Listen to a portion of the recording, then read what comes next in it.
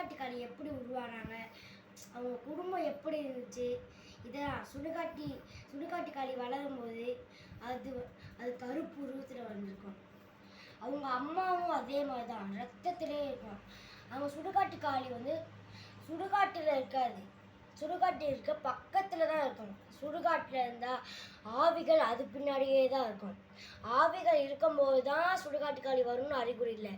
சுடுகாட்டு காளி எப்பயுமே நம்மளை கவனிச்சுக்கிட்டே இருக்கும். நம்ம அந்த சுடுகாட்டு காளி நம்ம நம்ம நம்ம செத்து அந்த சுடுகாட்டு காளிக்கிட்ட இனிமே நல்லதா கெட்டதா நம்ம கெட்டது பண்ணியிருந்தா சுடுகாட்டு காளி நம்மளைய விடாது, நம்ம ஆவி கூட நம்ம விடாது, அழிச்சிடும். நம்ம நல்லது பண்ணியிருந்தோன்னா இன்னொரு ஜென்மம் நம்மளுக்கு கண்டிப்பாக வந்துக்கிட்டே இருக்கும்.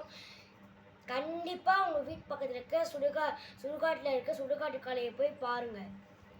ஏன்னா ரொம்ப திகிலான ஒரு சுடுகாட்டு காளி அது. என் ஃப்ரெண்டு கூட சும்மா தான் சொல்லிக்கிட்டு இருப்பேன், சுடுகாட்டு காளி வந்துருண்டான்னு. வந்தனின்னு தான் தெரியுது. எங்கள் ஸ்கூலில் அன்னைக்கு எங்கள் மிஸ்ஸு வந்து என்னமோ ஒன்று கால் இருக்குது, கோழி கால் இருக்குது அப்படின்னு பயமுறுத்திட்டாங்க. திக்குன்னுச்சு. சரி, அங்கே ஏதாச்சும் காக்காட்டி பறவை தான் கொஞ்சம் போட்டிருக்குன்னு நினச்சா இல்லை, அதை விட டிகிலாக போகுது.